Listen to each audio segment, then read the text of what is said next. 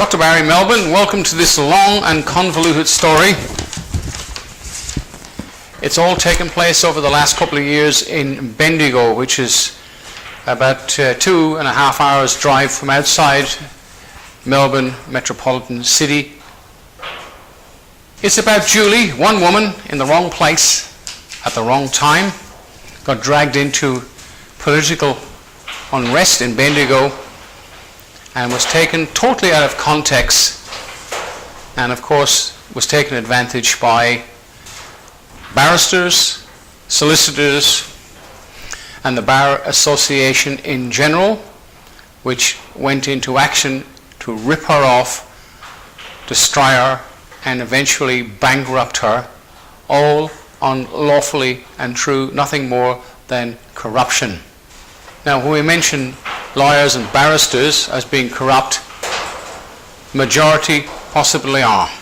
But there are some decent ones out there, and I apologize to them for my harshness.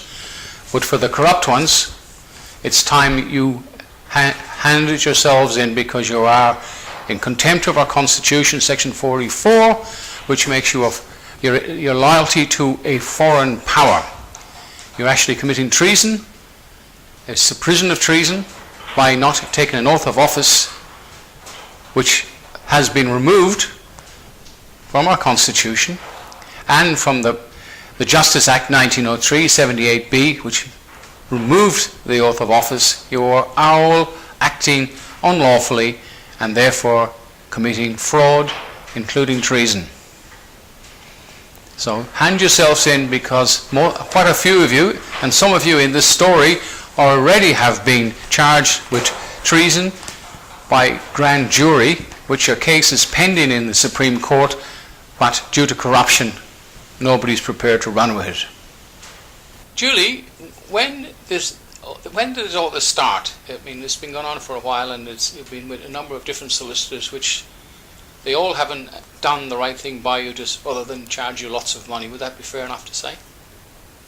Well, I guess we start at the beginning, and that is back in 2006 when I was involved with a family law court matter, where my ex-husband had taken me to court, through the family law courts.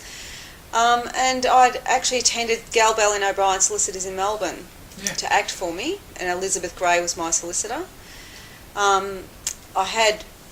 She was acting for me for some 12 months or so, and hadn't even acquired the transfer of documents that are, the basic things you have to have in a family law court matter is an exchange of documents to understand what the asset base is. So 12 months later, I had to give everything of mine to him, but he hadn't given what he had to me.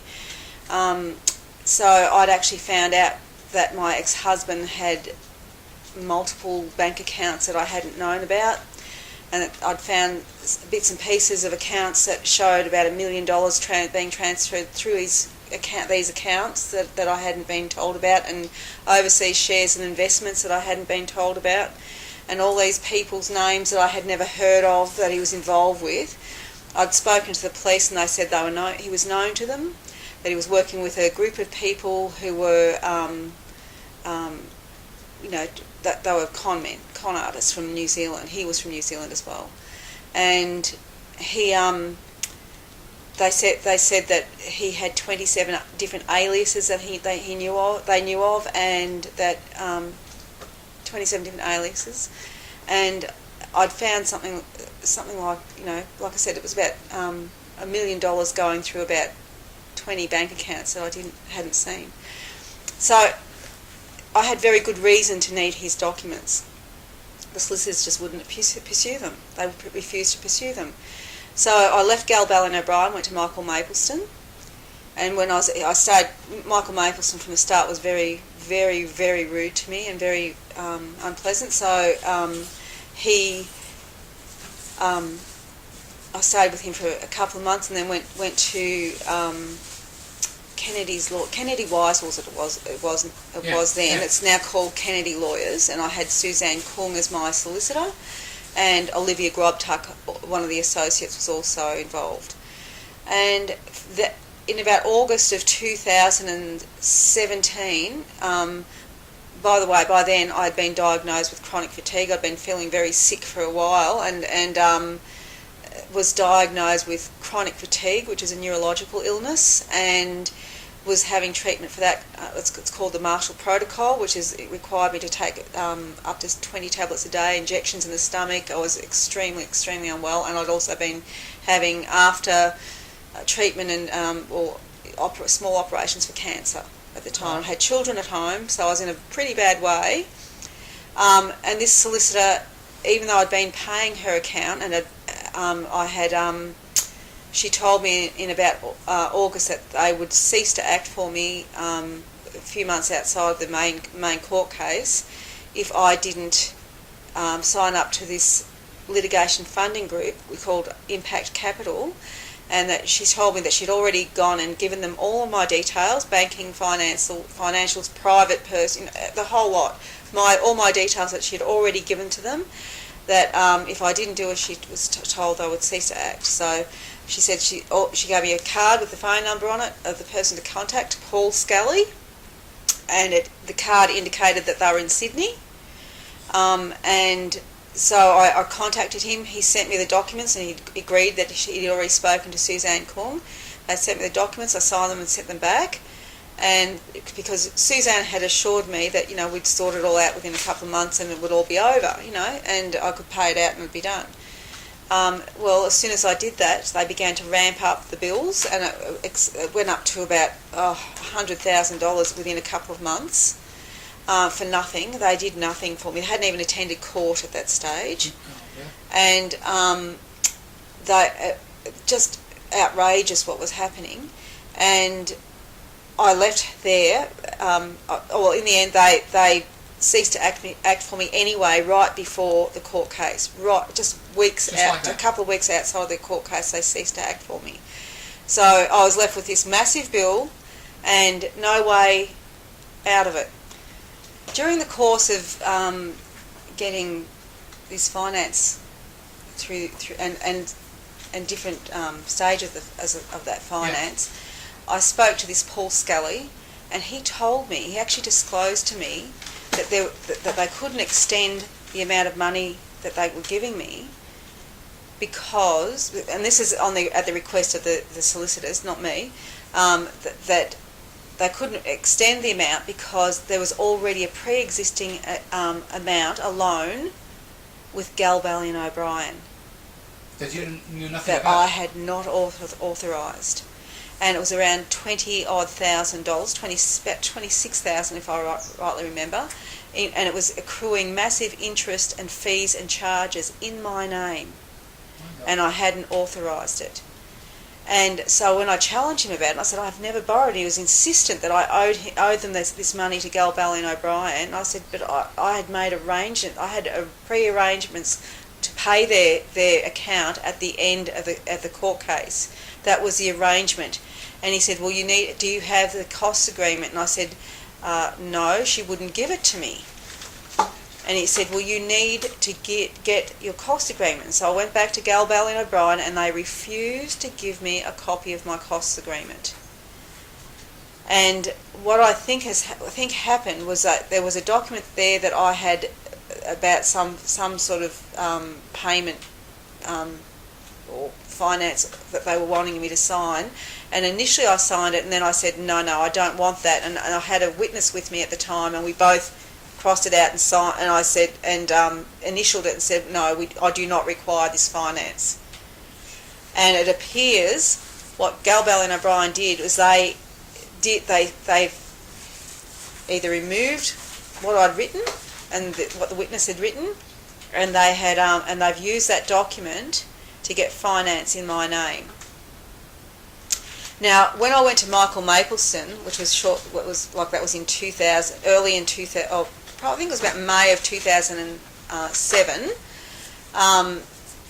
he told me that if I didn't sign a document agreeing to pay Galbally and O'Brien's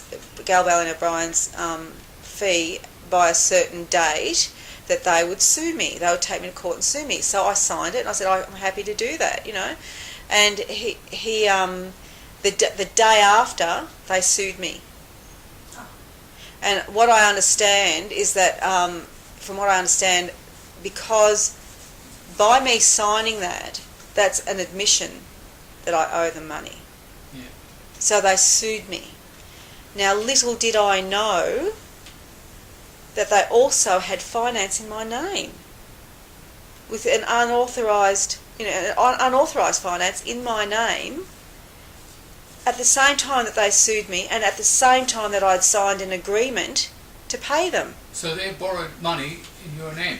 They had borrowed money without my knowledge or consent, or there was some arrangement for finance with this Impact Capital to cover their debt, and like I said, it was accruing massive interest and fees and charges in my name, and I didn't know about it. Yet they sued me. How can you sue someone if you've got a payment arrangement that has been signed by me on their terms, and when they've already got an arrangement to pay their bill with a lender? It doesn't sound very fair. How can you sue somebody? It's unlawful and illegal. Well, you can't sue someone if you've got the payment arrangement there. Something wrong somewhere. There's something wrong. Anyway, so down the line, I found out that not only had obviously when Kennedy Weiswolds then ceased to act for me, I went on to Fort Family Lawyers, and Tony Selche was my lawyer there. He represented me at the last part of the hearing in May of 2008, and in 2008 he was able to. I didn't even speak to Impact Capital. Impact Capital arranged everything with Tony, even though I'm the client and it's me that was supposed to pay them. They didn't even speak to me about Tony Selche representing me. They just approved money to him. They just approved the money, and so I'm left out on a limb, and being the one that has to pay it, So he got money to pay his account, and for 11 hours work, which is what he was billing me for, he received something in the vicinity of about $16,000-$17,000. Okay, so just appalling. And what I found out later was that at the time, Impact Capital were already in wind down mode. Their business was winding down, closing. Oh, good God. And they had no legal right to be giving anybody money. So they were trading when they were insolvent?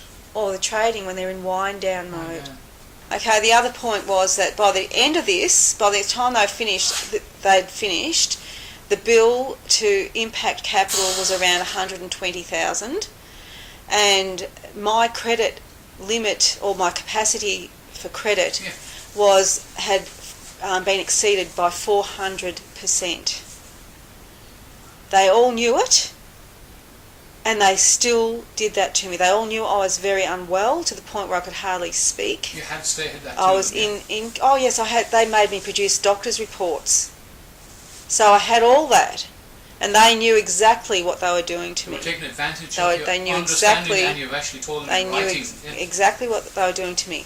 Now, shortly after that,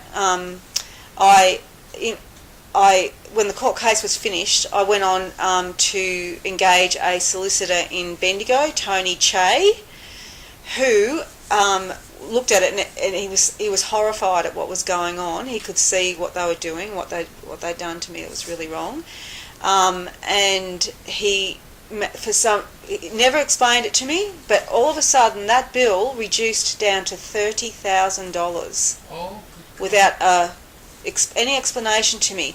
But then he left Bendigo without telling me, and took up a position in Melbourne. And all my file, all the evidence that I had about what was going on, disappeared out of my file. You reckon he was kind of forced to leave? I suspect he was given an offer too good to refuse in Melbourne. That makes sense. So you actually believe that your solicitor that helped to reduce that bill ran out of town, and he was offered another job just to get him away from you, so he couldn't help you anymore. Makes sense? Well, no, I think what it was, my impression was that he wanted to get out of Bendigo. He actually said he was fed up with the corruption that was happening here in our courts. And so I think he has been given an offer by somebody involved in all of this in Melbourne, and he's been offered a job, and he did get a good job over there. I'm not sure how it worked, but this is the impression that I got at the time was someone has offered him a job down there, and he's taken it. An offer too good to refuse. And it's been at a cost. My documents, the evidence in my file, it all disappeared. The evidence that I had was all taken out of my file. That's probably part of the deal. And just keep focused too, that at the time, and for 7 years I had this chronic fatigue. I was extremely unwell. And so everything that I had from the solicitors in Melbourne got picked up and just handed to him. And then when I got the file back, those documents that showed what was going on had been removed from my file. And I just need to say too that the opposition that I've had all the way through has been astonishing. At every level, through the judiciary right down, they have done everything they can to protect these solicitors. I was told by barristers here in Victoria and in Bendigo, Melbourne and in Bendigo, that this behaviour with this litigation finance scam that's going on is happening all across Melbourne in all the big law firms, and that there are likely to be thousands of victims. In my case, being Galbell and O'Brien, Stephen O'Brien was also the commissioner for IBAC, which made it very difficult for me to be able to do anything. And when I challenged him on it, I sent an email to IBAC and addressed it to Stephen O'Brien and to challenge him about what was happening with Galbell and O'Brien and what they had done to me. And I just got a really curt response saying, take it to the Law Society. Now, I had been taking everything to the Law Society, and they would not do anything to challenge these lawyers. Just remember, Galbell and O'Brien are legal royalty in Victoria. Their families, they come from a family, generations of judges and lawyers in Melbourne, and they are, pretty much protected. They're very, very powerful group of families. Like asking a fox who stole the chicken. Well, it's like it's almost like they think, or these groups, these families think that they are that our legal system is their inheritance, their family inheritance. In the end, I discovered that not only had Galbell and O'Brien taken out loans in my name without my knowledge or consent with Impact Capital, but so had Michael Mapleston, and so had Kennedy Wisewold, over and above what I had authorised, and obviously Tony Salche from Fort Lawyers had also obtained money while this company was actually in wind down mode illegally. It also needs to be noted that it is illegal in Victoria for lawyers to sign up their clients to litigation finance for their own accounts. That makes sense. So here they all are doing this sort of thing, and it's not lawful. They can't organise that finance for their clients.